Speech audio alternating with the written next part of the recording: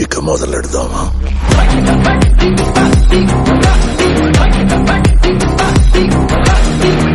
అండి అందరికీ good morning. మనమైతే షుగర్లెస్ ఈ రోజుకి కైల్లో జల్లేసి 3 days అన్నమాట. కుర్రాడి ఇడికి తెలీదు, పెద్ద నువ్వు అన్నా చెప్పి దొప్పించుకోవద్దు. టోటల్గా మనం నానబెట్టినప్పటి నుంచి అయితే 6 days అయితే అయిపోయి ఉంది. సో మనకి ఇప్పుడైతే వాతావరణం కొద్దిగా తలపిచ్చినట్టయితే ఉంది. సో వెళ్ళి మనమైతే ఇప్పుడు అసలు ఏంటి మన పరిస్థితి, నీళ్లు ఉంచాలి, ఎర్రి పూపులంతా ఒక్క ఈ చోటే చేరారేలా అలా తీయాలా అనేది అయితే మనం వెళ్ళైతే చూద్దాం అనమాట.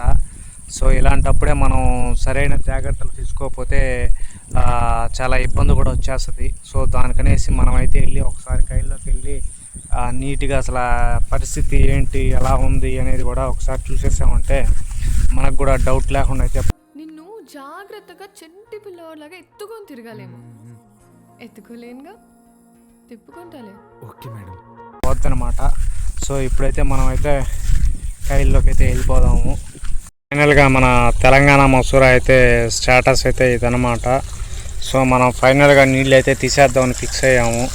ప్రజెంట్ మనకి వాన కూడా ఏం పెద్ద చూపించట్లేదు కాబట్టి నేను పెంచుకోవాలని ఉంది. దా మా ఇంటికి వచ్చి. మా అమ్మ ఒప్పుకోదండి. సో ఇప్పుడు మనం అయితే నీళ్లు తీయడానికి అయితే ఫిక్స్ అయ్యాము. ఆల్మోస్ట్ నీకు అక్కడక్కడ నీళ్లు కూడా లేవన్నమాట.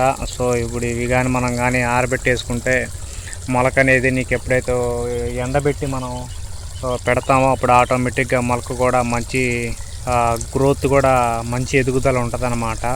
సో దానికన్నా అయితే మనం ఇప్పుడు ఈ తెలంగాణ ముసురు అయితే వాటర్ అయితే ఫైనల్గా తీసేసాం. ఇంక ఎలాగైతే అలా మబ్బు చూస్తే నీకు ఇంకా అక్కడక్కడ చూడండి నల్లగా ఉంది. ఎర్రి పూపులంతా ఒక్క ఈ చోటే చేరారేలా ఉంది.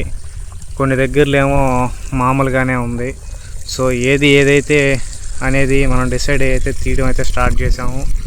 దేవుడి మీద భారం వేసాము. ఎట్లయితే అట్లా వద్దనైతే మనమైతే వాటర్ అయితే తీయడం అయితే తీసేసాం. తర్వాత ఏదైతే అది చూద్దాం. సో ఈ మొదటి దశలో మనం ఎంత చక్కగా అనేది మనం కూడా జైలుకి వెళ్ళిపోతే సినాదారాలు వచ్చి ప్రసాదాలు పెడతారా? కుర్రాడి ఇడికి తెలీదు, పెద్ద నువ్వు అన్నా చెప్పి దొప్పించుకోవద్దు. కానీ చేయగలిగితే అంతైతే మంచిది. కానీ మనం ఇక్కడే కొద్దిగా ఫెయిల్ అయ్యేదానికి కూడా అవకాశం ఉంటుంది. సో మనం ఎట్లా పడితే అట్లా చేయడం వల్ల కొద్దిగా ఇబ్బంది అయితే అవ్వచ్చు అనమాట. సో మనం కూడా తగిన జాగ్రత్తలు తీసుకుంటే మంచి దిగుబడి వచ్చేదానికైతే ఛాన్స్ ఉందన్నమాట. సో చూద్దాం, ఇంకా మన చేతుల్లో ఏం లేదు కాబట్టి ఎలాగైతే అలాగా. సో చూసేది ఉంచాలా లేకపోతే తీయాలనేది కూడా మనం డిసైడ్ అవుదాం అనమాట. ఇంకా అంతకుమించి మనం కూడా ఏం చేయలేం కాబట్టి అంతా దేవుడి మీద భారం పెట్టి అయితే వాటర్ అయితే తీసేసామన్నమాట.